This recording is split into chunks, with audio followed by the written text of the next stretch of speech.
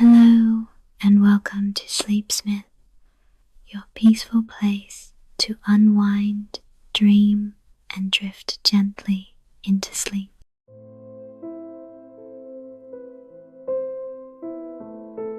Before we start our story tonight, let me help you settle in with a simple, calming breath like a gentle lullaby for your body and mind.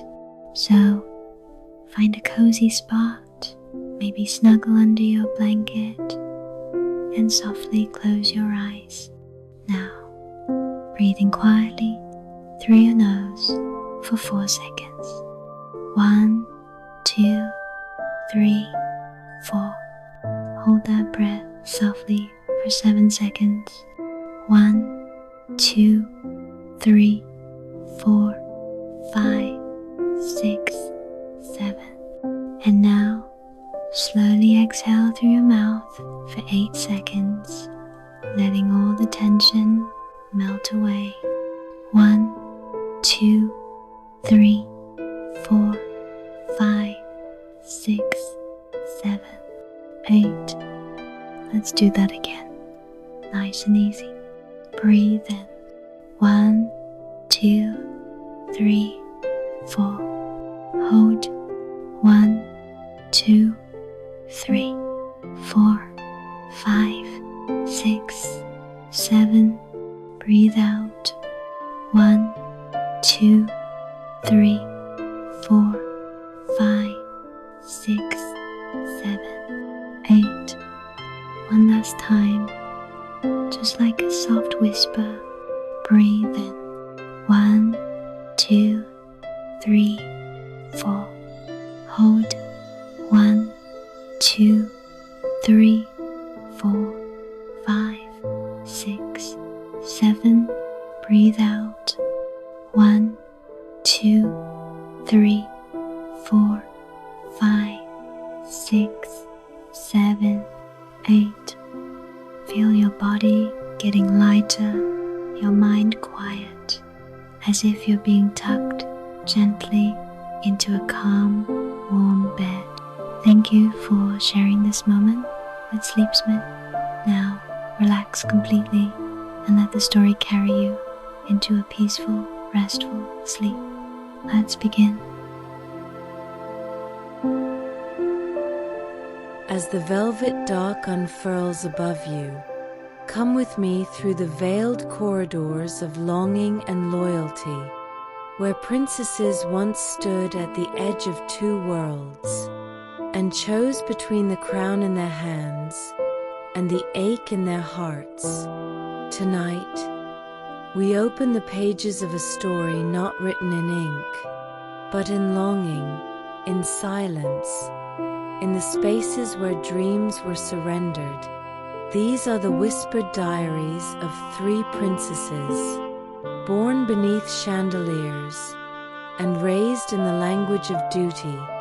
But each one, in her own quiet way, was undone by love, not the kind of love that ends in fairy tales, but the kind that lingers like perfume on a letter never sent, the kind that asks you to choose between the weight of tradition and the voice that whispers only for you.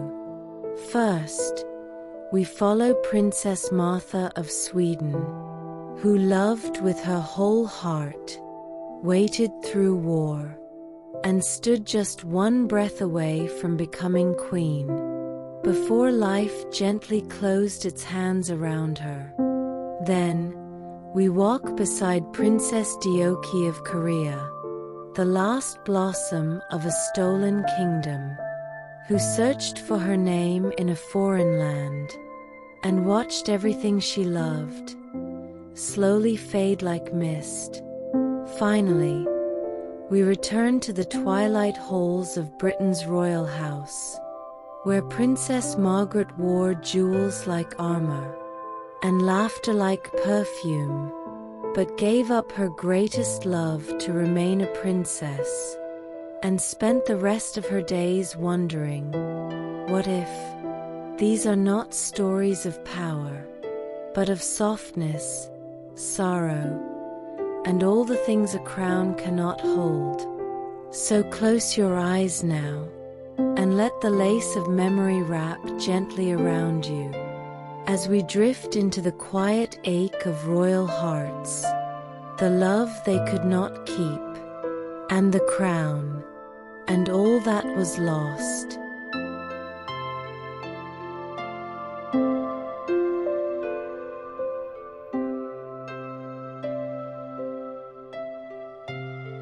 Princess Märtha of Sweden, the winter bride of a waiting throne.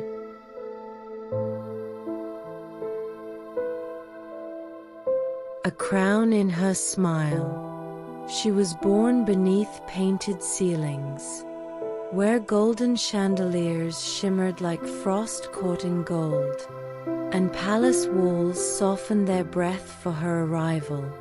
They named her Märtha, a name like a hush of snow across ancient stone. She was third daughter to Prince Carl of Sweden and Princess Ingeborg of Denmark, a princess cradled in velvet and ceremony, but wrapped most of all in stillness.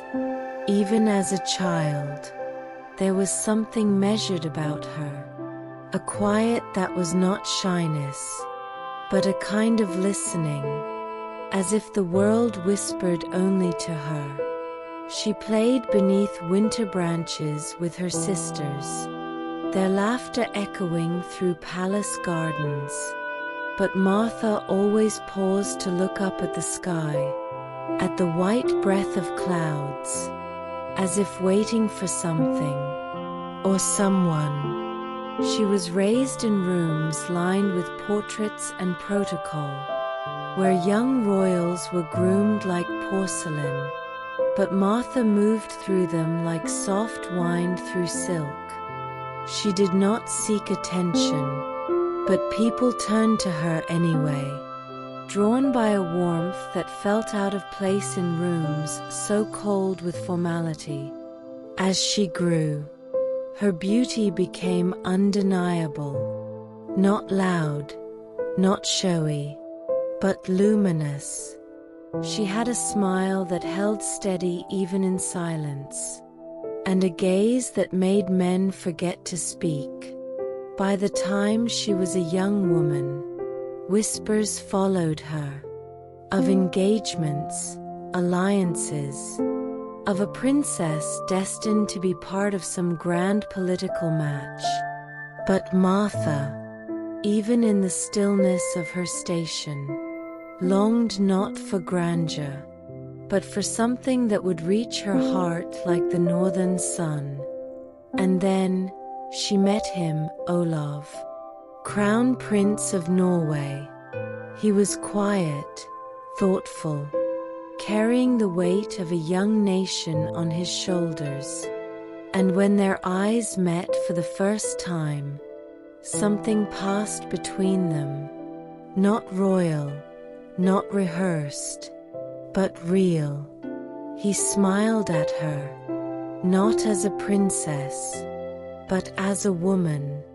And Märtha, for the first time in her carefully measured life, felt something shift beneath her ribs.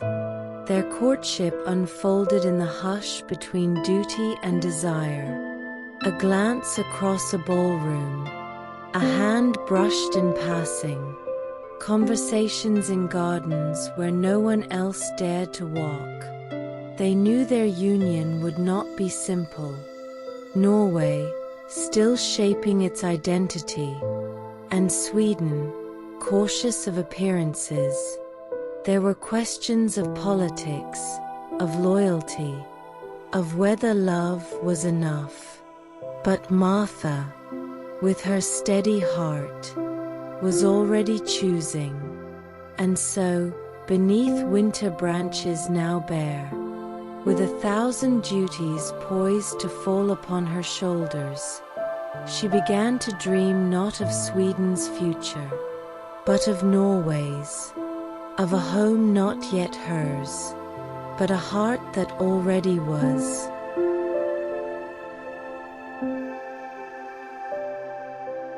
the girl who chose the storm.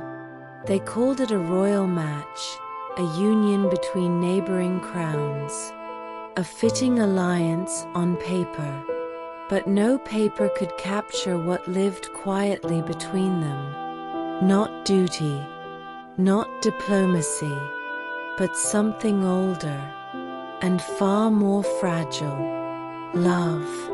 To marry Olaf, Märtha would have to give up her place in Sweden's royal court. She would no longer belong to the kingdom of her childhood. She would become the property and promise of another land. Sweden would miss her, but Norway had not yet learned how to embrace her. She was not their daughter, not their voice. She was a foreign bride crossing a border carved by snow, hoping that her heart would be enough to melt a nation's reserve.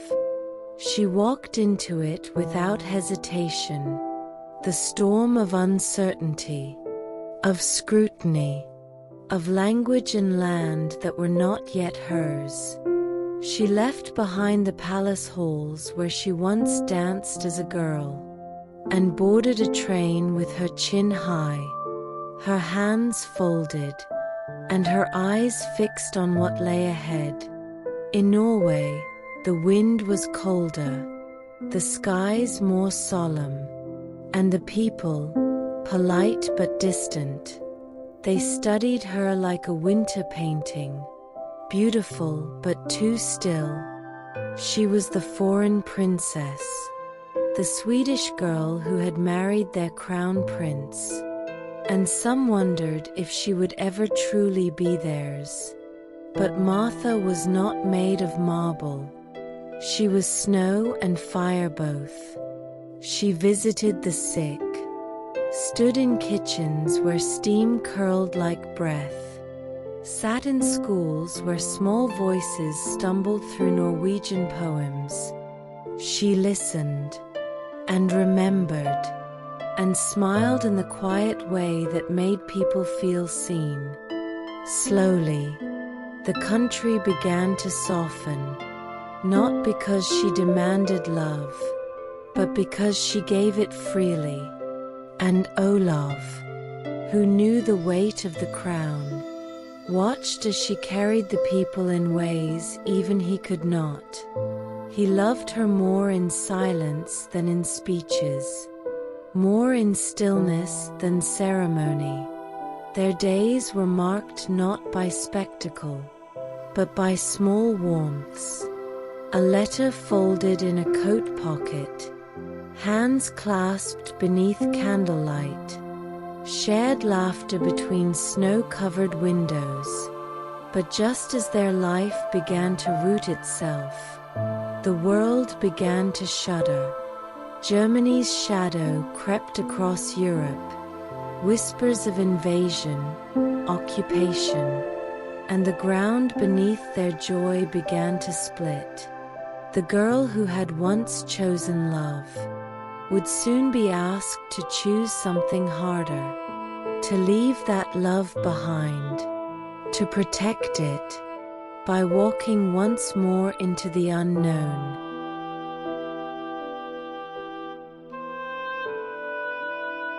When the sky turned cold, at first it was only whispers, paper headlines folded with trembling hands, a map shaded darker each passing week. But soon the world caught fire, and even the quiet corners of Scandinavia began to feel the smoke. Germany moved, and the wind over Norway grew sharp with dread. The royal family gathered behind locked doors. Military voices filled palace halls, and Olaf, once just a husband, became a soldier, a shield, a king in waiting. Märtha stood beside him, no longer just a bride, but a mother, a symbol, a question with no easy answer. She had 3 young children, a homeland no longer safe, and a heart tethered to a man who could not leave. It was decided in haste, for her safety and theirs. Märtha must go. She would leave Norway, cross into Sweden, and wait for the war to pass. But how does one wait for something so uncertain? She gathered her children before dawn, wrapped in wool, carried them past guards who refused to meet her eyes. Her husband kissed her hand, not as a farewell, but as a vow. She crossed into Sweden, her childhood home, but it did not open its arms. She was royal, yes, but now also political, too close to danger, too inconvenient to claim. In a quiet manner outside Stockholm, she tried to create warmth, baked bread in the mornings, taught the children to press their hands into snow. But the rooms echoed, and the letters from Olav arrived less often. Each one read aloud only after the door was closed, so the children would not hear the tremble in her voice. In those months, she became a figure in waiting, belonging nowhere, watched by some, pitied by others. Her crown was now a memory, and her love an ocean away. Then came a letter, not from Olav, but from across the Atlantic, from President Roosevelt himself. An invitation to America, a place of shelter, a quiet alliance, and perhaps a purpose. Märtha, with steady grace, packed her sorrow into trunks, gathered her children once more, and set sail into exile, not knowing what she would become, but unwilling to break.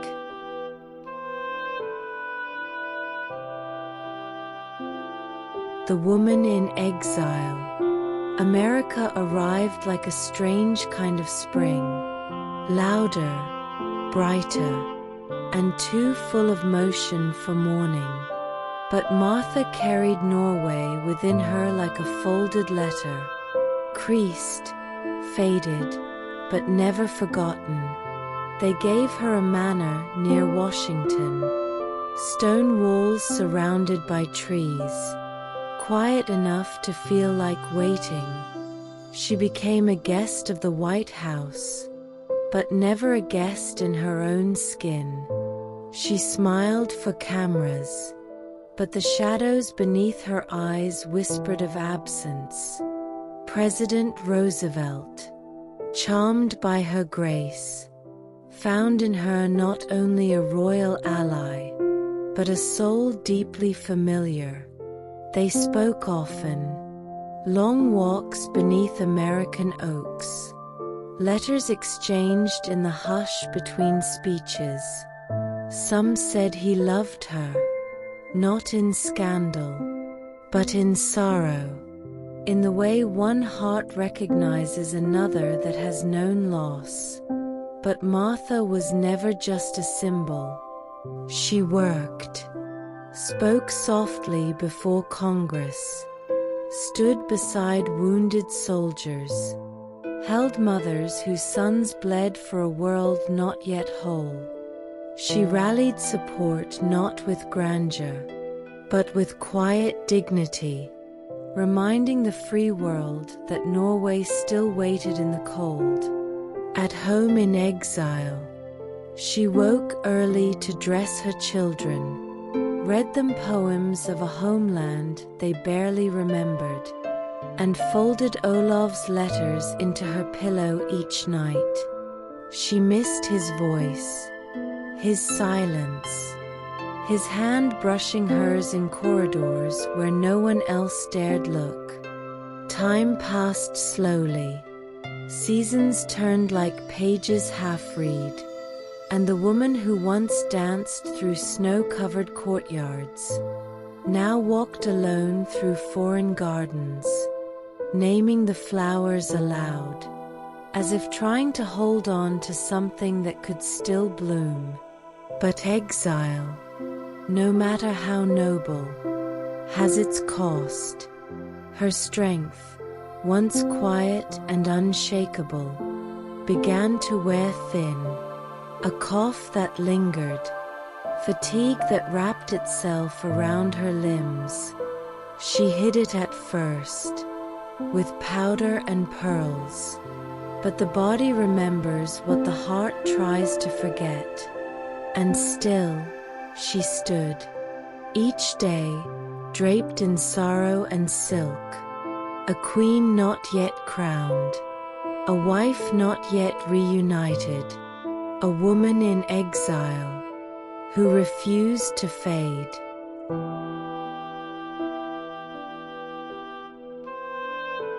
A throne beyond her reach, the war dragged its shadow across every corner of the world, and even in America's soft gardens, Märtha could feel the cold breath of it against her skin. Norway, her Norway, remained under foreign boots, its streets lined with silence, its people quiet, but never conquered. Each morning she opened the newspaper with trembling hands, searching for Olaf's name, for a mention of her country, for any sign that the tide was turning. She wore pearls to diplomatic dinners, shook hands with generals and senators, but her heart stayed behind closed doors, pressed into a lacquered box of letters from a man she could not touch. She was a queen in waiting, not just for a crown, but for peace, for reunion, for the life they were meant to build together. The American public adored her. Newspapers called her noble, serene, radiant in sorrow. But admiration is not the same as belonging, and exile, no matter how gilded, wears down the soul. Her days were filled with small duties, hospital visits, radio interviews, charity teas with women who wore perfume thick enough to hide the loneliness. And still, every night, she folded one of Olaf's letters back into its envelope and whispered goodnight to a man across an ocean. Roosevelt saw her weariness, the way her eyes searched the horizon even in the middle of a conversation. He walked with her often, spoke of hope, of rebuilding, but always with a softness, as if he too understood what it meant to love something just out of reach. The war turned slowly, inch by inch, and finally, after 5 long years, the telegram arrived. Norway was free. The king would return, and Märtha, after all the silence, all the patience, would be going home.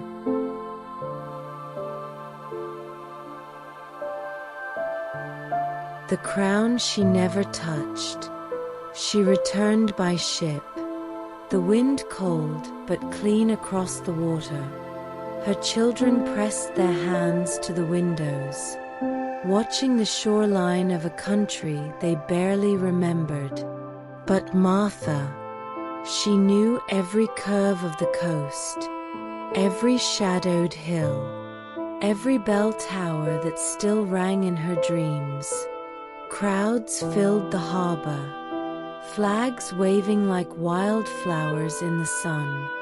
They chanted her name, wept openly, threw roses onto the road. Norway had not forgotten her, and in their hearts, she was already queen, Olav waited at the dock, older, thinner, but still holding her in his eyes like the last sunrise of a long winter. They did not speak, they simply embraced.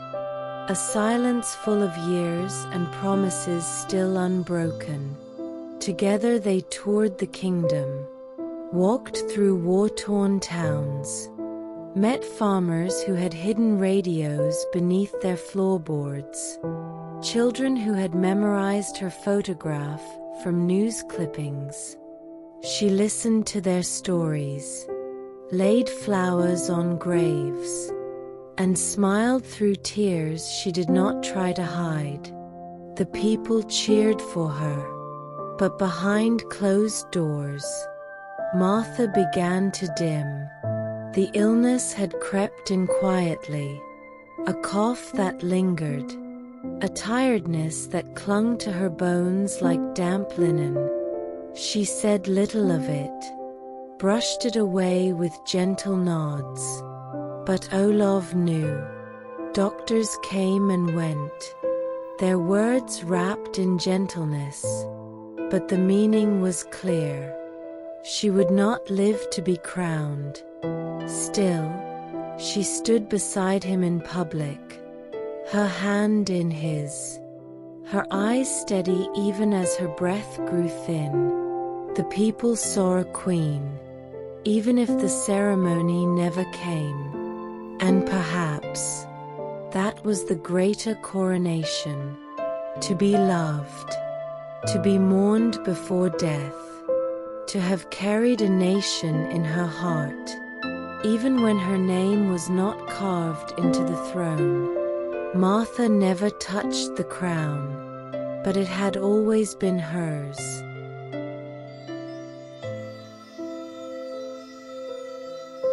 The quiet before goodbye. Autumn fell gently over Oslo, not with wind or storm, but with golden light, slanting through palace windows like the hush before prayer. Märtha rose each day with grace still stitched into her movements, but slower now, as if time had become heavier to carry. She kept her illness private, never naming it aloud, as though to speak it would invite it in more deeply. She wore soft silks, her pearls always fastened, and walked the garden paths even when her breath came in shorter threads. Olav watched her closely, offering his arm more often, carrying the weight she no longer could. He read to her in the evenings, Norwegian poetry, letters they had once written one another, lines that now felt both distant and eternal. Their children were kept close. She traced their faces with tired fingers, smoothed their hair back as if memorizing each strand, told them stories not of kingdoms or queens, but of kindness, of choosing love even when it costs everything. She began writing letters, sealed in ivory envelopes, addressed to her children for someday, to Olav for after, and to Norway, a farewell never meant for ceremony, but for memory. The city outside whispered of peace again, markets bustling, flags lifted without fear, and still, within the palace walls, a quiet countdown unfolded beneath candlelight and breath. There were no grand farewells. She asked only for music, soft, familiar, and for the curtains to be opened each morning, so she could feel the light, even if only for a moment. And when the time neared, Olav held her hand, not with desperation, but with reverence, for she was no longer simply the love of his life. She had become his light, his witness, his Norway.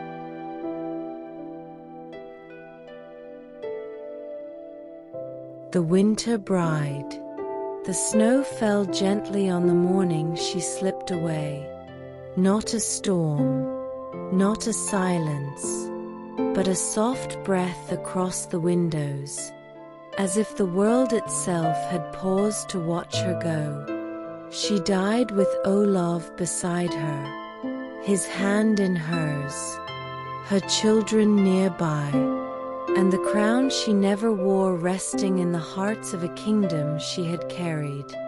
Norway mourned not just a princess, but a woman who had become something greater, a symbol of gentleness, of quiet endurance, of love that asked nothing in return.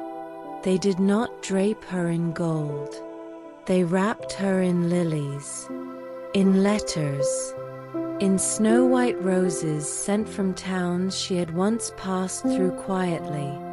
The people wept openly, lined the streets in silence, candles flickering in windows all the way to the sea. And Olav, the man who had once watched her walk across a ballroom with snow in her smile, stood still at her grave, his eyes filled with the kind of ache that does not speak, only remembers. She had given up a crown to follow love, crossed oceans, endured exile, brought light to others even as her own body dimmed. And though history might list her without a title, those who truly saw her knew she was a queen in every way that mattered, not because she ruled, but because she chose love over comfort, over glory, over thrones.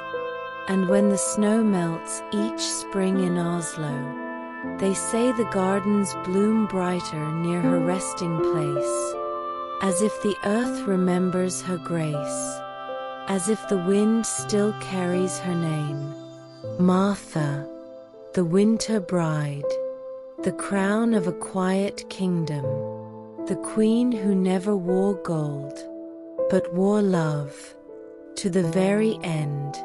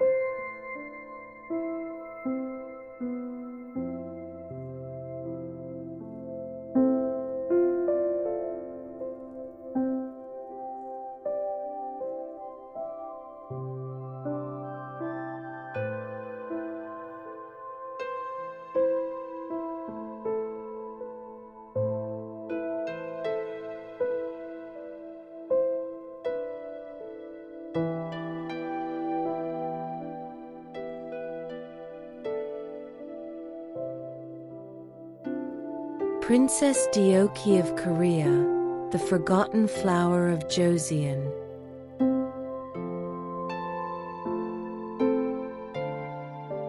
Born beneath a fading crown, she was born in the hush after thunder, when the banners had already fallen, and the palace lamps no longer burned for glory. In 1912, the same year cherry blossoms bloomed too early, Princess Deokhye entered a world that had stopped calling itself a kingdom. She was the youngest child of Emperor Gojong, a daughter born not to rule, but to remember. Her mother, Lady Yong, was not queen, but a concubine with eyes like winter rain.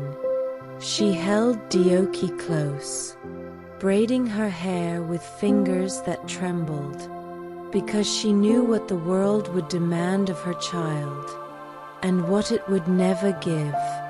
They called her Ongju, princess, but only behind closed doors.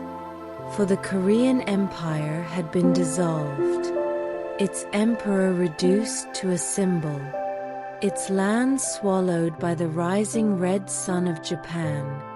And yet, inside Changdeokgung Palace, Deokhye grew like a secret kept between walls. She played beneath ginkgo trees older than the crown itself, drew pictures of cranes and clouds on rice paper, and learned to bow to portraits of ancestors no one dared name aloud anymore. Her father, aged and wary, watched her from behind folding screens. He gave her sweets, listened to her poems, and whispered to ministers that she must never be sent away. But the empire had become a paper palace, and even an emperor's love could not hold back the tide. In 1919, the teacup shattered. Emperor Gojong collapsed at his desk. Some said poison, some said sorrow. The people gathered in the streets, lighting candles in silence, while inside the palace, Deokhye sat still, her tiny hands folded, her eyes dry, as if mourning was too large a thing for a girl so small. Her mother's face grew pale with grief, and the palace, once her playground, became a mausoleum of memory. Outside its gates, the world had changed, but inside, a little princess still traced the stars and waited for someone to tell her why the sky no longer bowed to her name.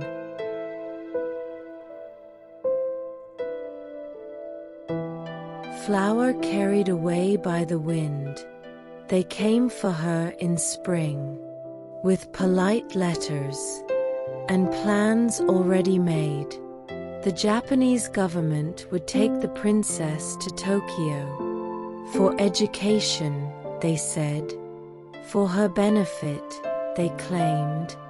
But the cherry blossoms wept that day, and her mother wept with them. Deokhye packed only what she was told. A hairpin, a prayer written by a court lady, and a small pouch of earth from beneath her favorite tree.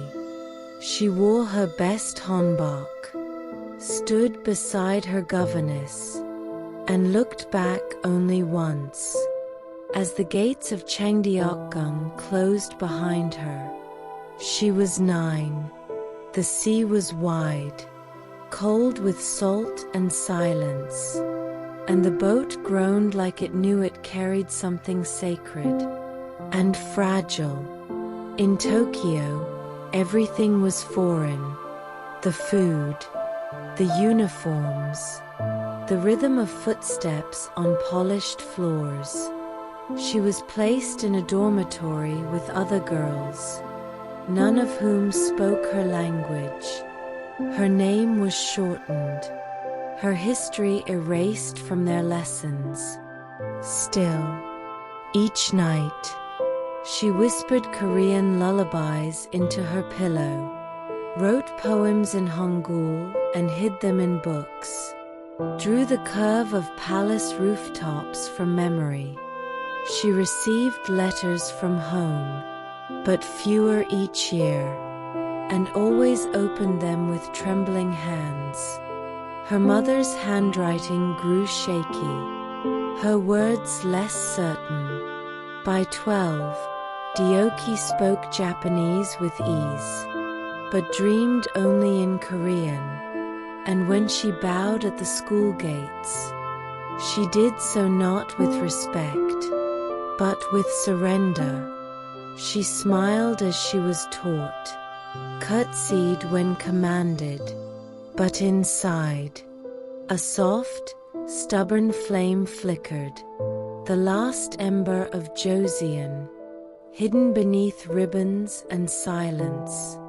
She was no longer a princess, only a flower, carried far and pressed into pages that were never hers to write.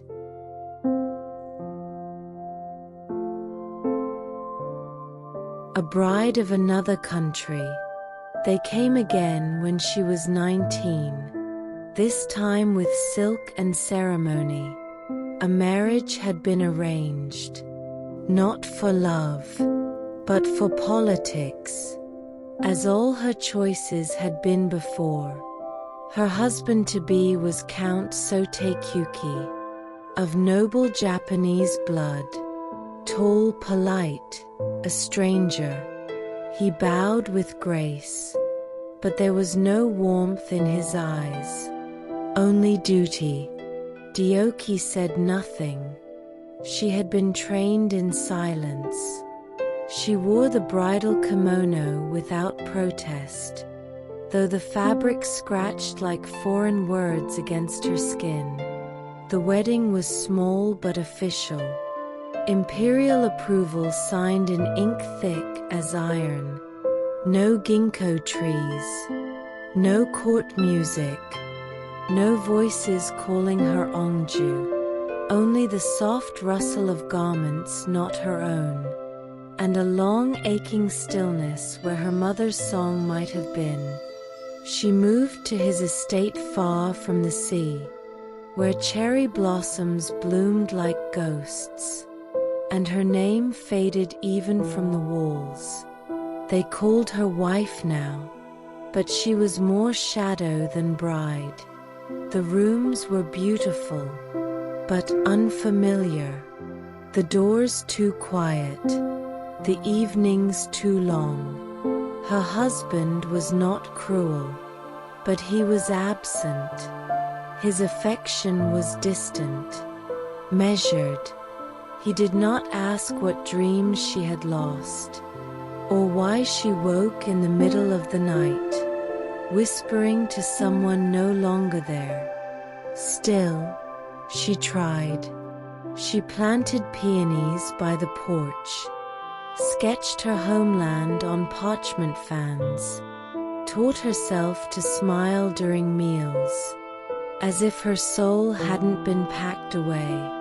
The day she left Gyeongbokgung, and when she became pregnant, a fragile hope returned, her body curved with possibility, a secret joy blooming beneath ribs too long hollow. When her daughter was born, she named her Gyeongai, pure grace, a name that echoed like temple bells. Across the sea, for a moment, there was sunlight, but even this would not last.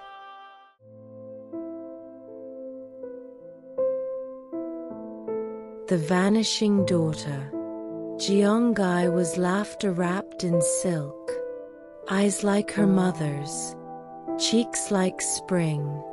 She clung to Deokhye's hanbok as a toddler, called her Okayasin in the morning, but sometimes whispered Iyama in the hush between sleep and dream.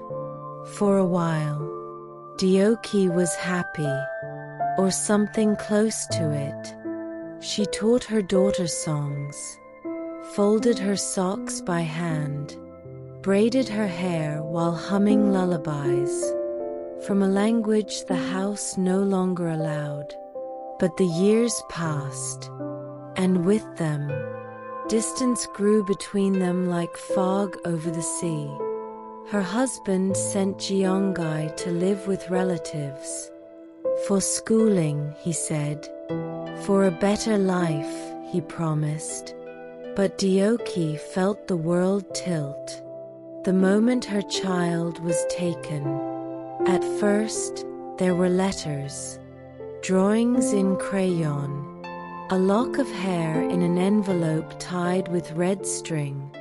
Then, fewer letters. Then none. She tried to visit, but was turned away politely. She tried to write, but her words returned unopened. She wandered the house barefoot in the evenings, calling her daughter's name, singing into empty rooms, as if her voice might carry across mountains. And then, the sea took her. A letter arrived with a silence too heavy to lift. Jeongai had vanished from a coastal path. Only her shoes were found by the edge, no witnesses, no note, only the tide. They said she jumped, but Deokhye refused to believe it. How could she, when her daughter still appeared in dreams, holding out her hand, beneath a sky filled with cranes? After that, the light left the princess's eyes. She no longer spoke with clarity, forgot names, forgot time. She stared out windows for hours, murmuring lullabies to ghosts. And when doctors arrived, they said her mind had broken, but perhaps it had simply gone where her daughter had gone, beyond the edge of the world and into the water.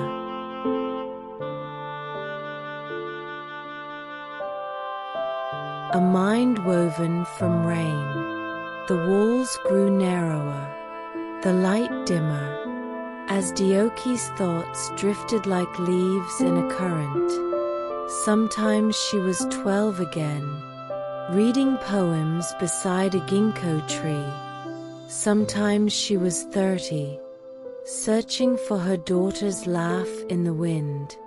Reality came and went, like fog rolling over the hills of her memory. She'd set a table and forget why, walk into rooms and forget where the door had gone.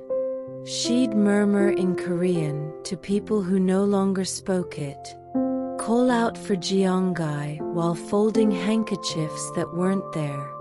They called it schizophrenia, a breaking of the mind. But to those who loved her once, if any still remained, it felt like grief calcified over time, a sorrow too vast for a single body to bear. Doctors pressed cold instruments to her skin, asked her to count backwards, asked her what year it was, but no one asked her what she remembered, what she missed, what dream she had never awoken from. Her husband withdrew. Her title meant nothing here. She was placed in a private sanatorium, a woman with no crown, no daughter, no language left that the walls understood, but she still carried it all inside.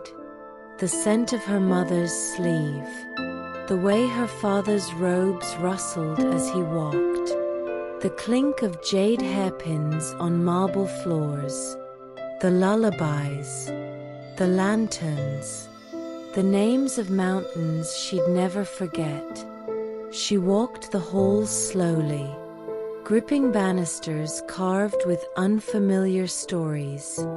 Sometimes she knelt in the garden and whispered into the soil, as if the seeds could understand her. Visitors became rare. Her name faded from newspapers. She became a myth in her homeland, or worse, an afterthought. But memory is stubborn, especially when soaked in sorrow. And far away, in a Korea she hadn't seen in decades, someone lit a candle in her name and began to look for her.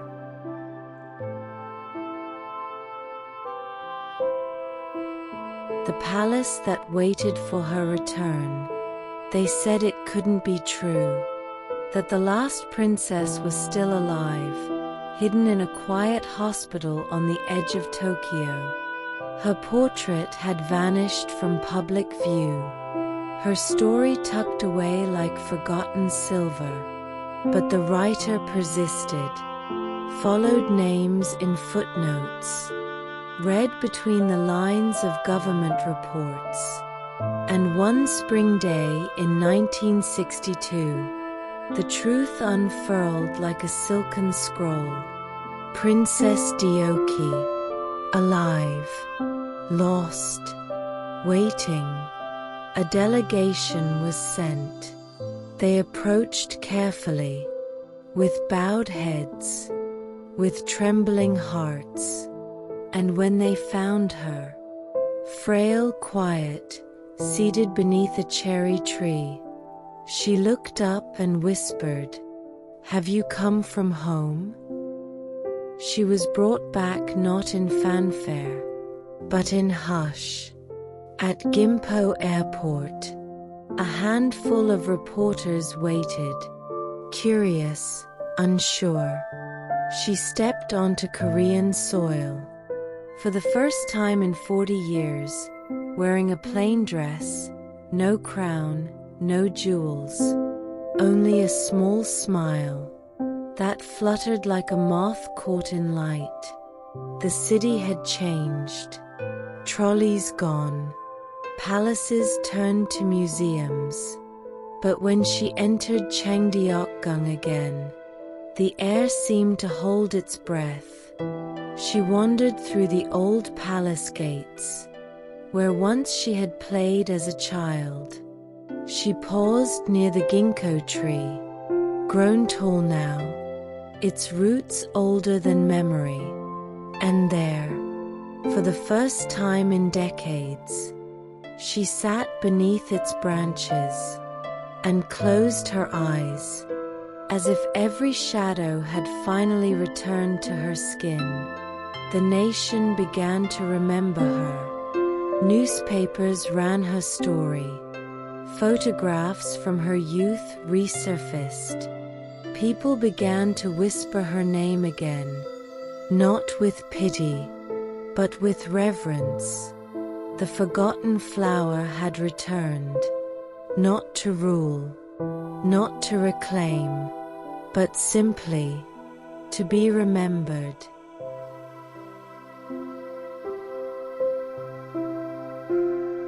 The silence that bloomed within her.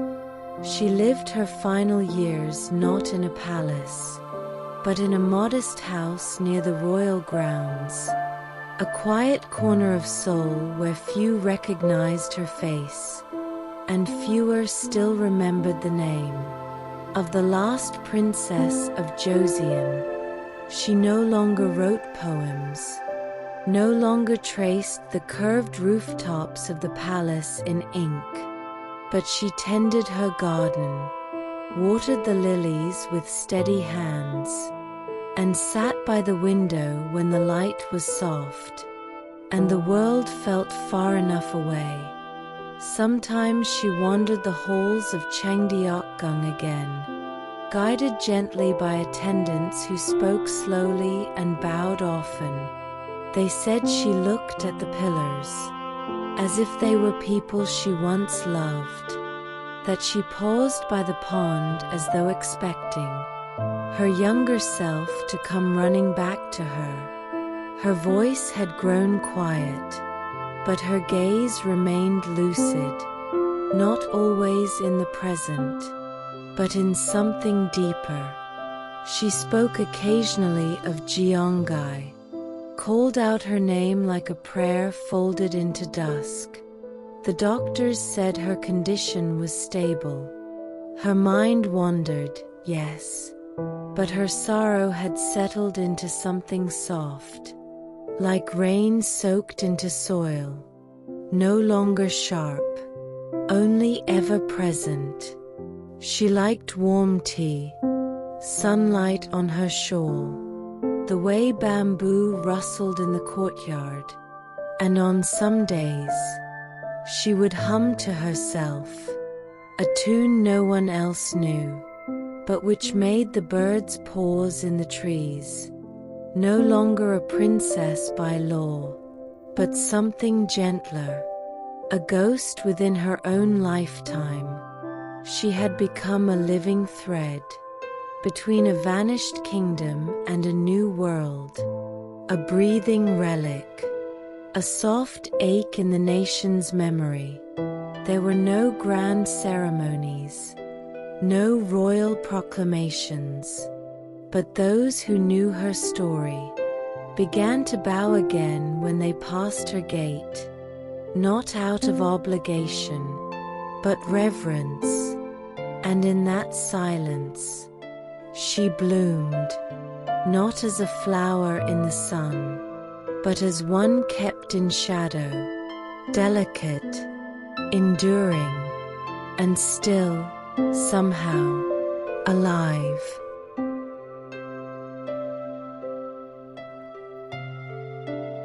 The light that remained.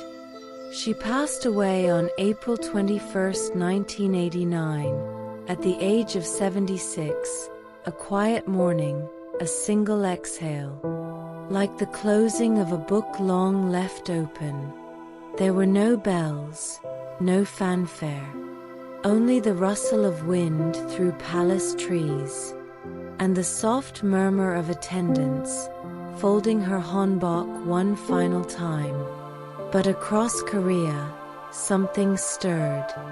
Newspapers ran her obituary, some with photographs of her youth, a girl in courtly silks beneath a Joseon moon, others with her final portrait, older, serene, eyes like quiet oceans.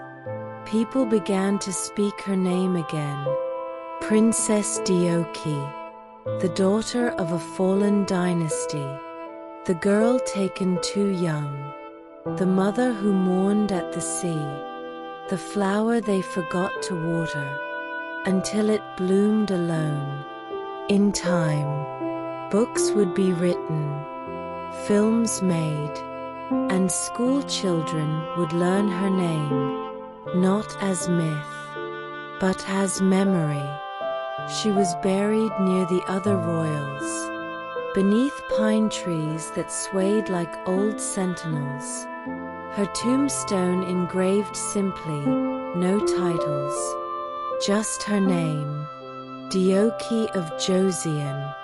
And yet, in the soft hush of twilight, her spirit seems to linger still, in the palace she loved, the garden she once wandered, the scent of ginkgo leaves in early autumn, not a ghost, but a whisper, a flicker of silk along the corridors, a lullaby barely heard above the wind. She may have lost a throne, a child, a country, but in the quiet hours, she became something greater, not the last princess, but the last light of a kingdom that once dreamed beneath the stars. And though her story is filled with sorrow, it remains a thing of beauty, soft, enduring, and never truly gone.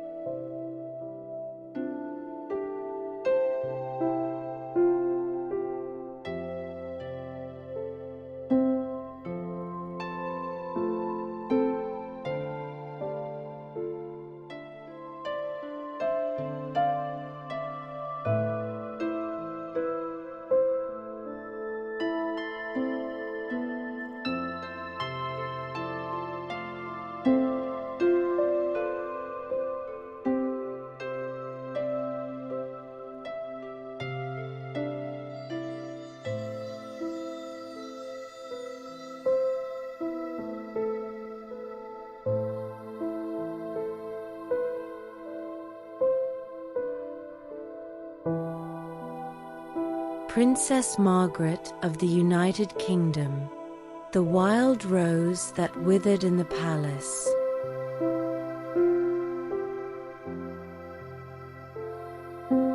born beneath the second star.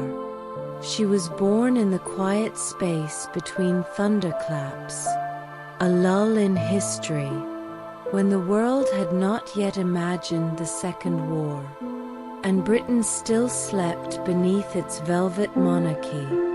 It was August 21st, 1930, in Glamis Castle, a place where ghosts are said to tiptoe through the stones, when the second daughter of the Duke and Duchess of York arrived, a princess not fated for a throne, but for something stranger, quieter, more sorrowful. Margaret Rose, they called her, soft as petals, but no one knew she would grow to be something wild, a rose that bloomed out of place, charming, irreverent, impossible to train. Her sister Elizabeth, 2 years her senior, was calm and composed, steady as sunrise.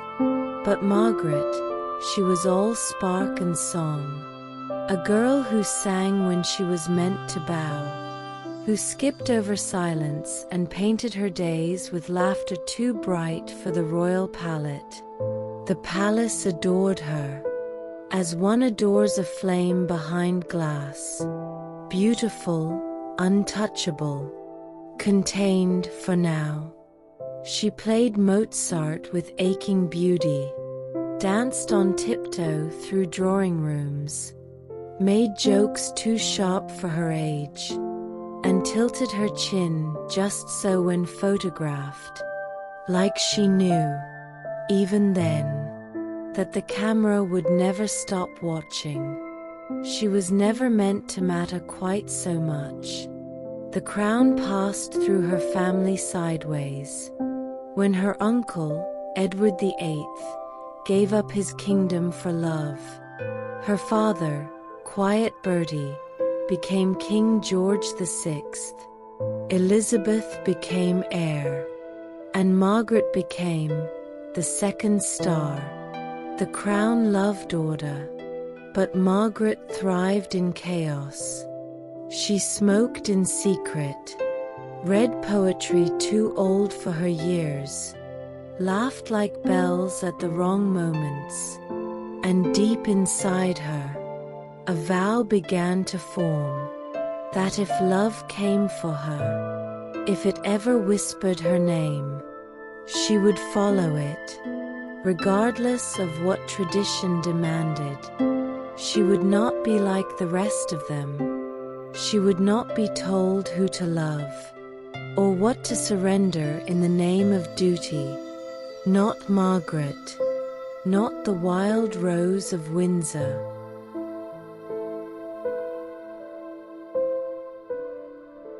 The captain and the flame. He entered her life like quiet thunder, not wrapped in diamonds or title, but in solemn grace. Group Captain Peter Townsend, 12 years older, a war hero, loyal servant to the king, divorced, composed, unreachable.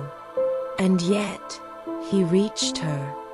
He had been there in the shadows, serving her father, steady as stone, and she, barely out of girlhood, saw in him something the palace lacked: truth, gravity, a man unafraid of silence.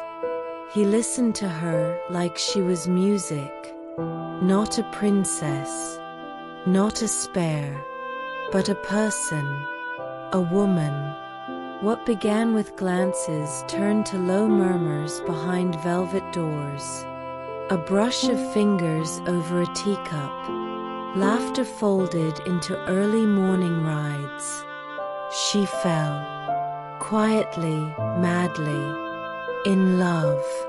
They found places to meet where no one could find them, walked beneath trees that had outlived kingdoms, and whispered dreams into each other's palms. He steadied her when the court wavered, She lit a fire in him long cooled by duty, but theirs was not a love the world would permit. He was divorced, and she was sister to the queen, a living emblem of what must never be broken. The church forbade it, Parliament bristled, even her own family stood in silent disapproval. She was told, if she married him, she would lose her title, her allowance, her place beside the throne. But what was a title against a heart that beat only when he entered the room? She waited, hoped, pleaded for mercy, but the crown does not bend, not even for love. And Margaret, flame bright, laughter laced, was left with a choice that no girl should ever be forced to make: abandon everything she'd ever known, or abandon the man she could not stop loving. And for a moment, a single breath in royal history, it seemed she might run.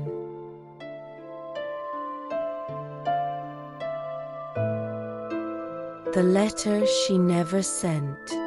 It was a grey morning, the kind where the sky forgets how to shine, when she sat at her writing desk and reached for the pale blue stationery embossed with her name, Margaret, the only part of her identity that had ever belonged solely to her. The ink pooled slowly, dark as regret, as she began to write to the one man who had seen her not as a symbol, but as a soul. Darling Peter. She wrote in a hand more careful than usual.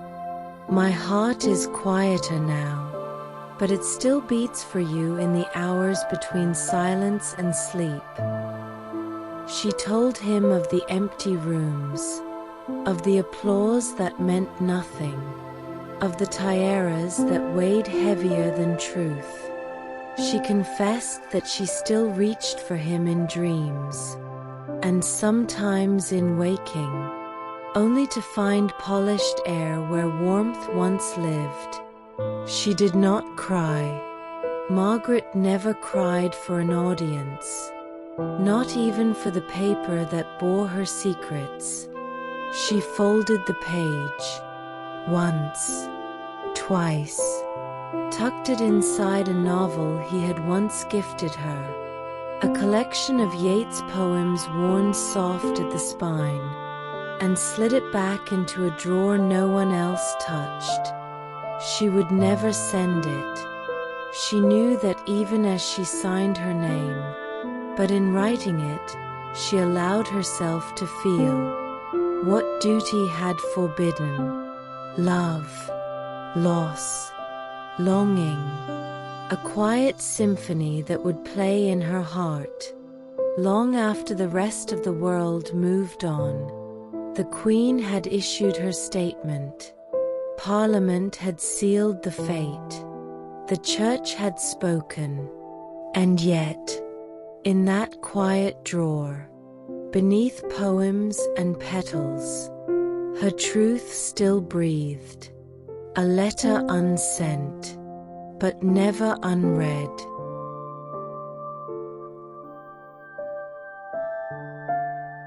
The choice that broke her.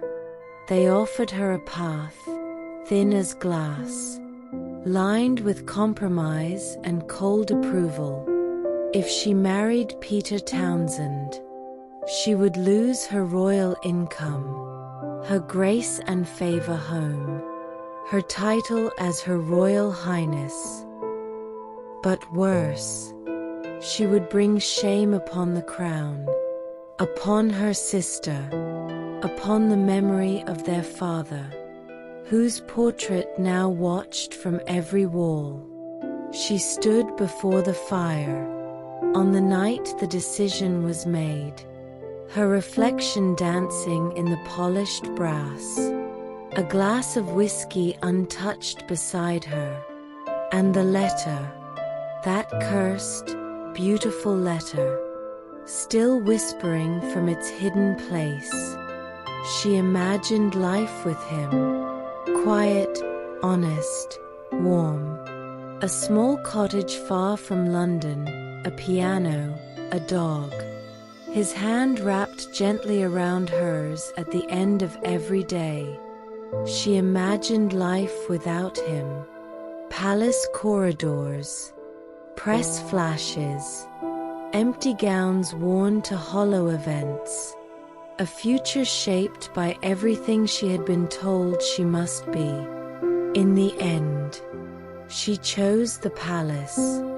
She chose her sister, her country. The duties passed to her like a crown of thorns.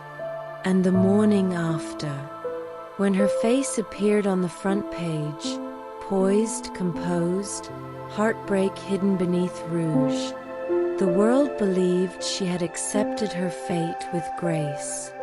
But something inside her dimmed that day, a glow snuffed by expectation. She would smile again, laugh again, be seen again in fur and diamonds. But she would never again belong fully to herself. And in the quiet of that decision, her heart whispered the truth, that love, once traded for duty, never returns the same.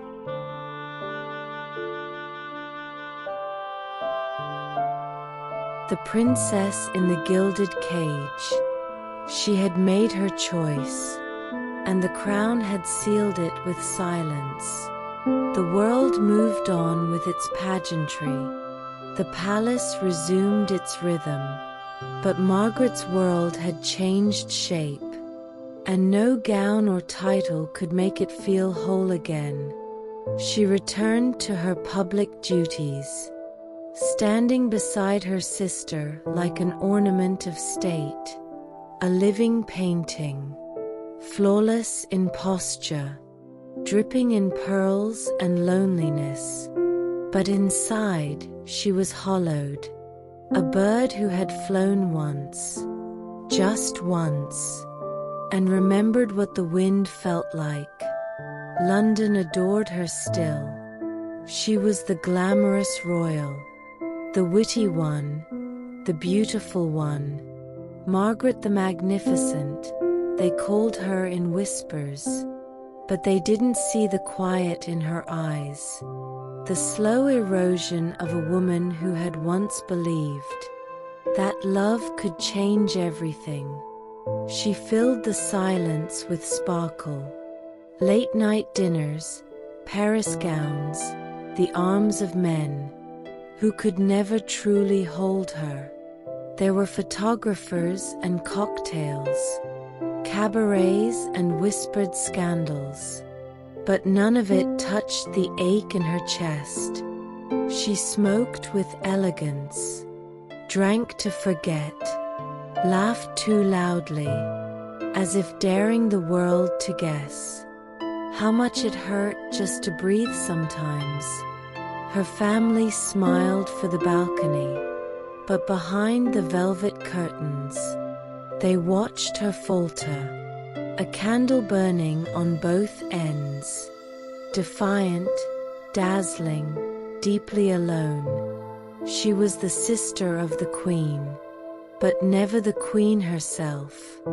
She had given up the man she loved to remain part of the royal world, and now she wandered its halls like a ghost in couture, locked in a life that offered everything except the one thing she had ever wanted, to be held, not for her title, but for her truth.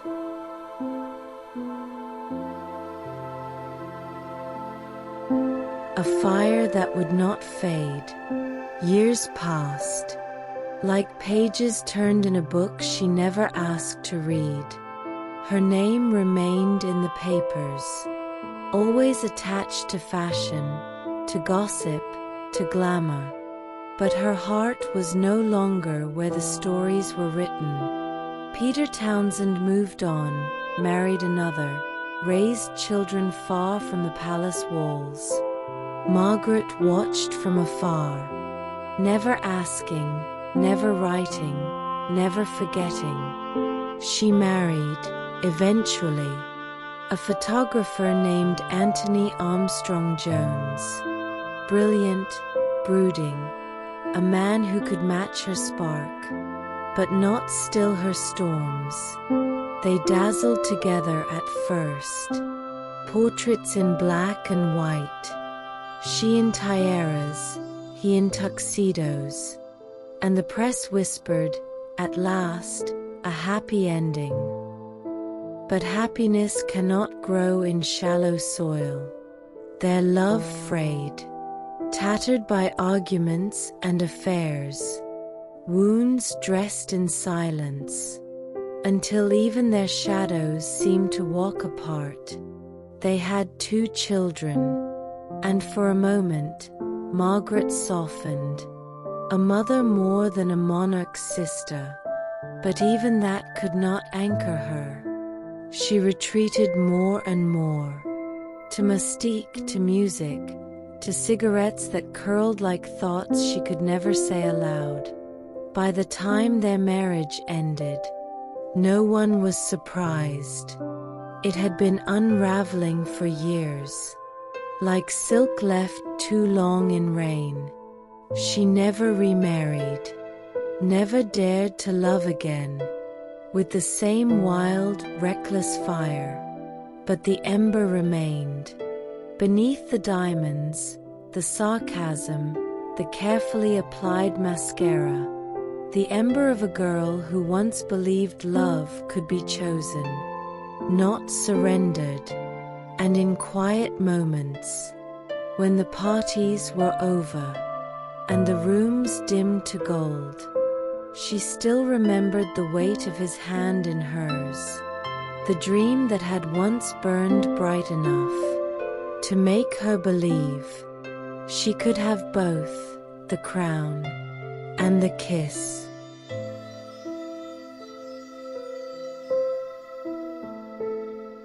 The slow withering of the rose. She aged like a secret held too long. Gracefully, yes, but not without pain. Her beauty changed, softened, still regal, still radiant in stillness, but quieter now, as if the light inside her had grown weary of shining for others. Her health began to fray. Little signs at first, a limp, a tremble, a breath that caught just a beat too late. The cigarettes she once smoked like punctuation now betrayed her. The stress, the heartbreak, the long nights of pretending, it all came back, in strokes that stole her speech, in collapses that pulled her from palace steps into cold, white wards. The public still adored her, as an icon, as a memory. But Margaret the woman, the wild girl who once danced barefoot to jazz records, had begun to disappear. Mystique became her quiet kingdom, a place without protocol, without duty, where she could lie beneath the stars and remember what it felt like to be touched without consequence. She no longer spoke of Peter, but when his name was mentioned, her eyes flickered like candlelight in a draught. There were rumors that she kept his letters, that she still had the lighter he once gave her, tucked in a drawer of silk gloves and half-finished poems. Her family was kind, but distant. Her sister remained dutiful, dignified, always the queen. But Margaret had no crown to uphold now, just memories she folded like evening gowns. and tucked away in places no one could reach. In 2002, she died before the dawn, in the same hospital where her father had drawn his final breath. Her ashes were buried beside him, and the newspapers remembered her as a rebel, a romantic, a tragic beauty. But what they didn't say, what history rarely says, is that Margaret had loved more deeply than most ever dare, and for that, she paid the price the crown always demands: silence, solitude, sacrifice.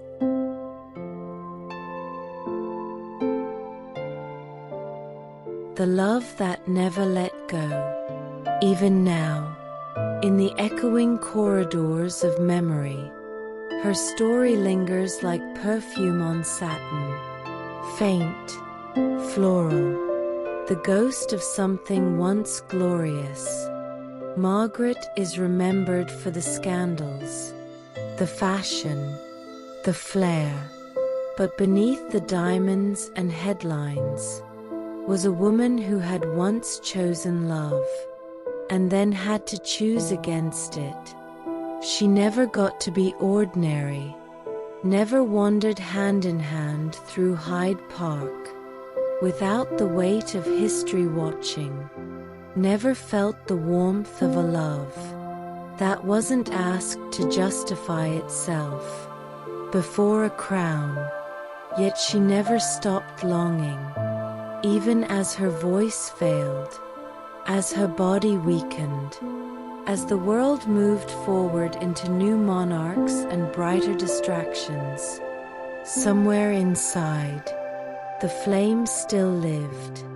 Peter wrote once, long after they had parted, that he believed they were both happier as we are. But he never remarried after her death, and when he spoke of her, his voice trembled, like a man remembering a season he would never see again. Margaret was not a queen, but she was a kind of royalty all her own, flawed, radiant, unruly. A woman whose defiance made her unforgettable. And when the wind stirs the gardens at Windsor, when the roses bloom a little too wildly against the marble, one might swear they hear the rustle of silk, the clink of a glass, the soft hum of a melody only she remembered. She was a flame the palace could not contain, a rose that refused to be pruned.